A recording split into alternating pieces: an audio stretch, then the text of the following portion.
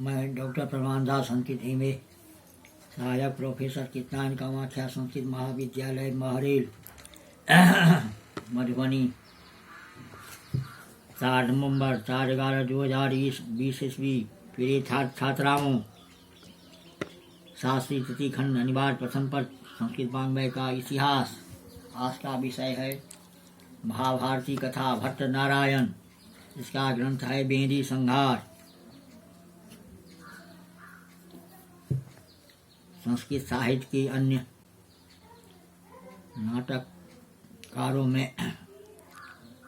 नाटककारों के समान भट्ट नारायण का भी देश काल हमारे लिए अनुमान का ही विषय है। नाटक की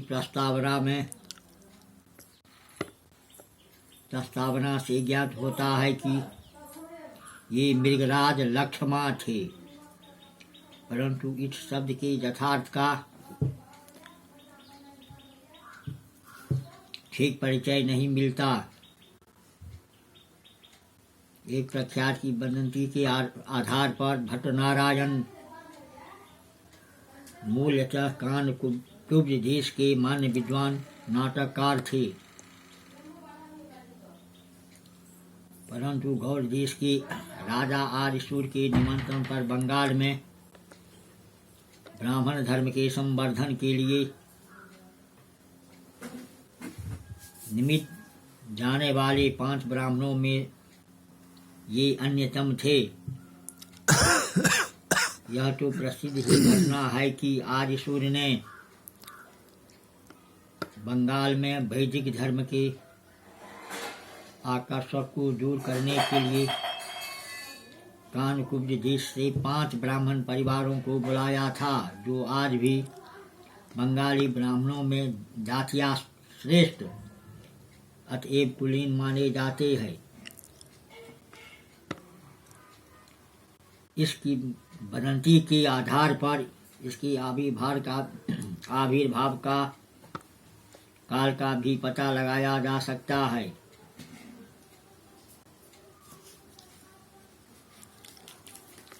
आनंदवर्धन ने बेरी संहार के कर्ता धृतथलाम नाम पद्य को ध्वनि के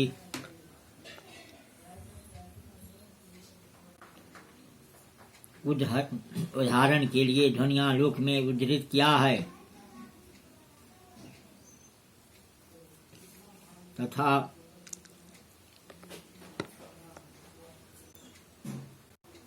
वामन के अपने काव्यालंकार में पठितम वेत्स्यति ठितौ वाक्य में वेत्स्यति की व्याकरणानुकूलता सिद्ध की है। वेत्स्यसि में पदभंग करने के जो पद तैयार होते हैं, वेत्सि जोर असि।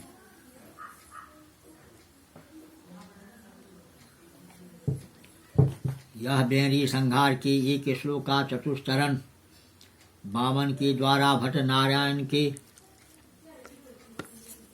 इस प्रयोग की व्याकरण संगत के प्रदर्शन के सिद्ध होता है। यही निष्कर्ष निकलता है कि भट्ट नारायण का समय 800 ईस्वी से पूर्व होना चाहिए, अर्थात 8वीं शतक के मध्य में 750 ईस्वी मानना न्याय संगत प्रतीत होता है। भट्ट नारायण की केवल एक ही रचना उपलब्ध होती है और वह है बेरी संहार नामक नाटक। इस कथा वस्तु इस प्रकार है। वस्तु समीक्षा।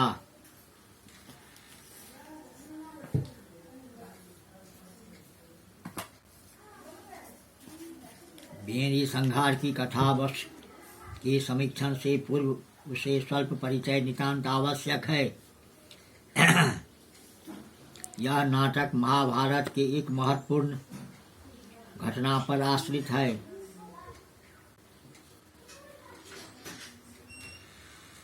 द्रौपदी के द्वारा बेरी का बांधना, दुशासन की ओर अपमान से संतप्त होकर द्रौपदी ने यह प्रतिज्ञा की थी कि दुशासन और दुर्योधन के मारे जाने पर ही वह अपनी बेड़ी बांधेगी।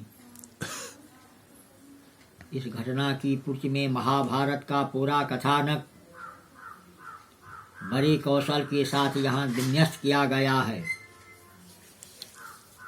इस बेड़ी संहार नाटक में 6 अंक है।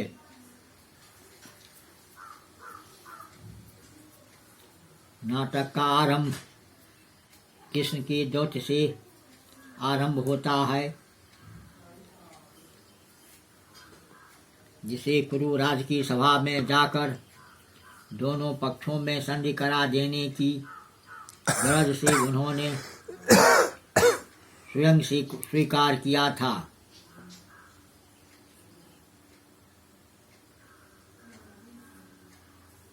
द्रौपदी के आगमन से वह क्षोभ अपनी पराकाष्ठा पर पहुंच जाता है। दुर्योधन कृष्ण के सौम्य वचनों पर कान तो देता नहीं, प्रत्युत वह उन्हें पकड़कर बंदी बनाना चाहता है।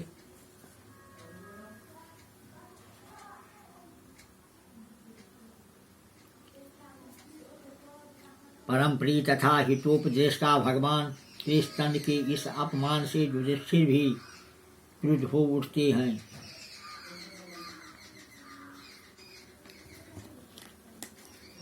द्वितीय अंक में हमारे सामने दुर्योधन तथा उसकी प्रतिप्राणा पति भानुमति आती है तथा उस पर वार्तालाप का क्रम चलता है।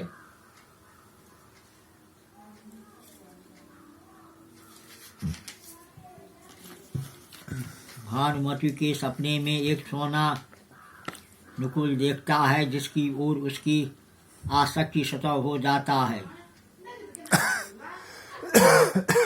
इस घटना से अपने पति के भावी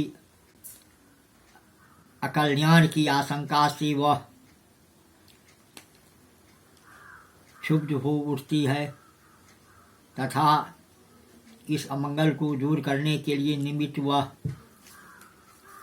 देवार्चन करती है।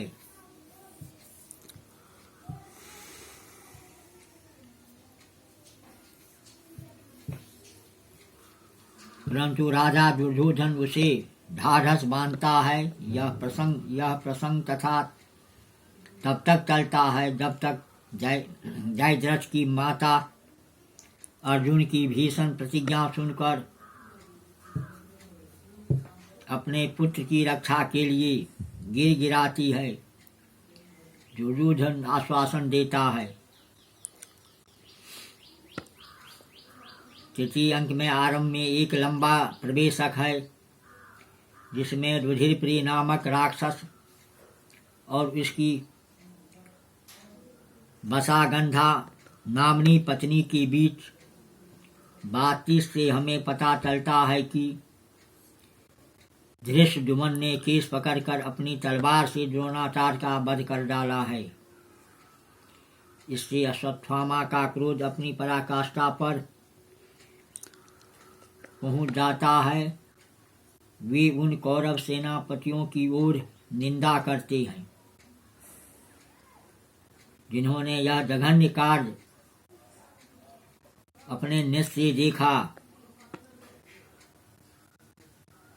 परंतु नपुंसक के समान अपने हाथों में हथियार रखे ही रह गए।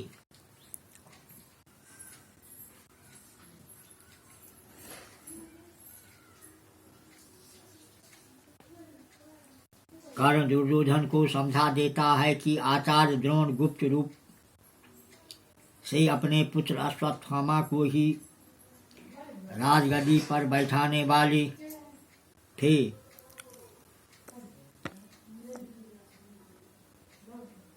तथा पुत्र के सामने पिता की घोर निंदा करता है। संघर्ष होने की नौबत आती है, परंतु दुर्योधन दोनों को समझा बुझाकर पृथक कर देता है। चतुर्थ अंक में कथा आगे बढ़ती है।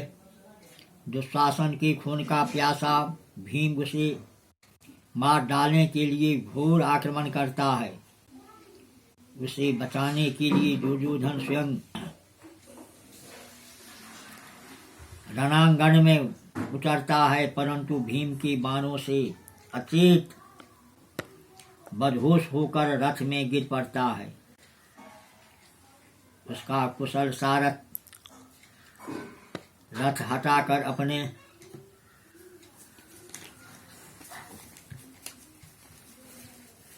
राजा को प्राणों को बचाता है।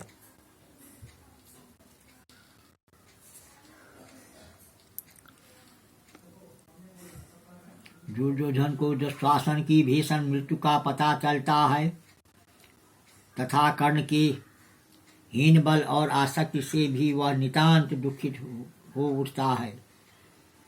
इस अंक में युद्ध का सुंदरक के द्वारा वर्णन मात्र है। पंचम अंक में गांधारी तथा धृतराज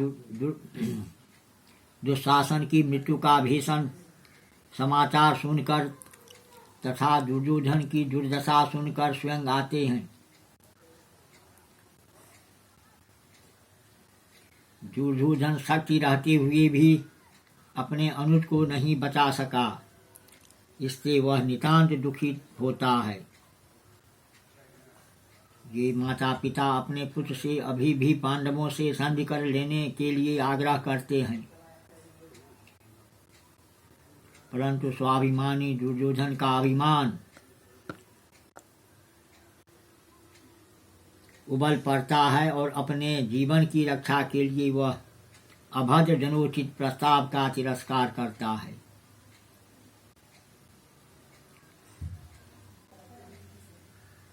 अर्जुन तथा भीम दुर्योधन को लड़ने के लिए खोजते आते हैं, परंतु धृतराज के सामने अर्जुन नम्रतापूर्ण परंतु भीम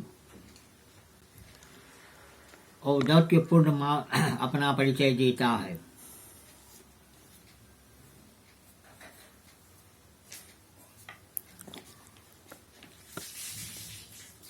हस्त अंक की कथा में नाटकी कौतुक की अवतारण बड़े अच्छे ढंग से की गई है। राजा युधिष्ठिर का प्रवेश इतने विलंब के बाद भी अंतिम अंक में होता है। पांचालक द्रौपदी तथा युधिष्ठिर से भीमसेन की विजय तथा दुर्योधन के उरुभंग की बात कहकर उचित पारितोषिक से संतुष्ट किया जाता है।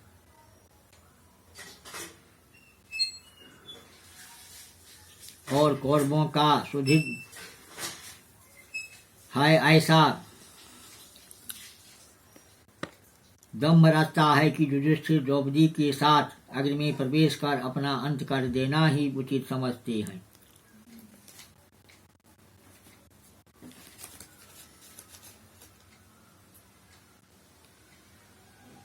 संस्कृत नाटककारों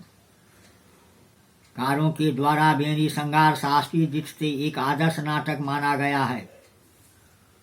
इसमें संधियों तथा पताका स्थानकों का सन्निवेश उचित स्थानों पर किया गया है। नाटक का उद्देश्य पांडवों के ऊपर कौरवों के द्वारा किए गए अपमान का निराकरण तथा तत्फलस्वरूप राज्य की प्राप्ति है। द्रौपदी के द्वारा बेरी का संहार संयमन या बांधना तो उसका अवतरण फल है।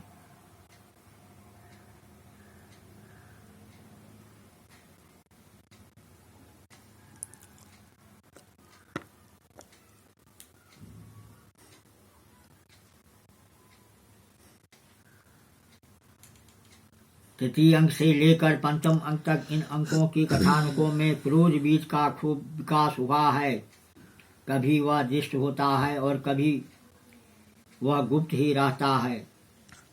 खस अंक के आरंभ में युधिष्ठिर को भीमसेन के विषय में चिंतित पाते हैं।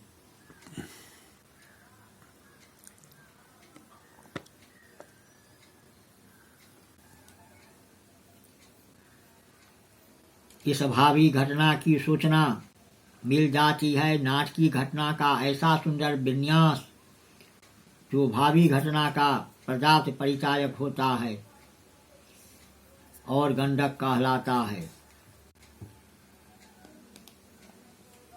कुछ प्राप्त परीक्षण। बेरी संहार के पास इतिहास प्रसिद्ध है और इतिहास में जो चरित्र उनका परंपरा प्राप्त है उसी का निखरा रूप इस नाटक में मिलता है।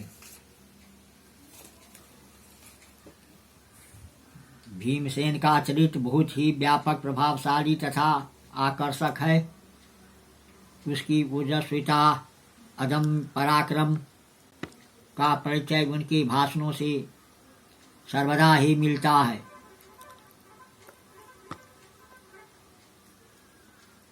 कृष्ण के दौत्यकार तथा संधि प्रस्ताव से वे नितांत क्षुब्ध हो उठते हैं।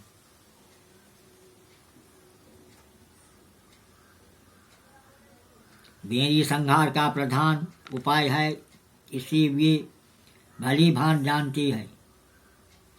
बदला लेने की तीव्र इच्छा, युद्ध कर अपने अपमान को नगद चुकाने की अभिलाषा इतनी प्रबल है उनमें कि कभी कभी भीम अपने औद्धत्य का भी प्रदर्शन करने से नहीं चूकते। दुर्योधन का चरित्र भी काफी अच्छा अंकित हुआ है। उसकी चरित्र की सबसे बड़ी विशेषता है आत्मविश्वास का अतिरेक। वह अपनी विजय और अपने सैन्य बल का इतना विश्वासी है कि वे इसे सावधानी बरतते हुए नहीं पाते। भानुमति के साथ उसे कामकेल की ओर अग्रसर कराकर कवि के उसके चरित्र की उदारता को बिगाड़ दिया है।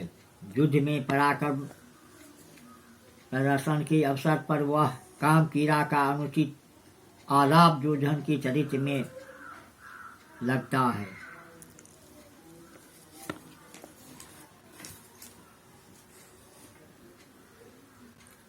अश्वत्थामा को कवि ने अपना अपूर्ण व्यक्तित्व से मंडित पात्र के रूप में चित्रित किया है। अच्छा पुत्र है और पिता द्रोणाचार्य की अन्यायपूर्ण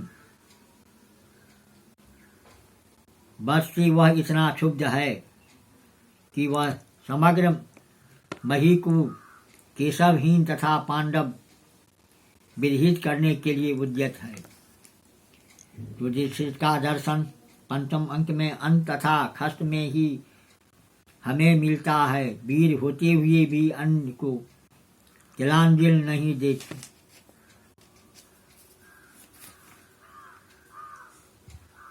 बेरी संहार महाभारत के समग्र रूप को नाटकीय कोटि में लाने का प्रथम विस्तृत उद्योग है।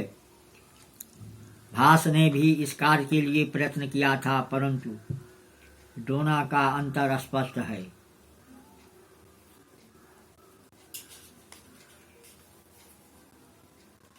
काव्य की दृष्टि से भट्टनारायण का यह ग्रंथ वीर रस को उन्मिलित करने की सर्वथा समर्थ है। मुख्य रस वीर है तथा अंग रस रौद्र तथा श्रृंगार है। वो जो गुण का सर्वतिशायी प्रभाव है। यह भट्टनारायण का प्रतिभा बड़े ऊंचे दर्जे की है।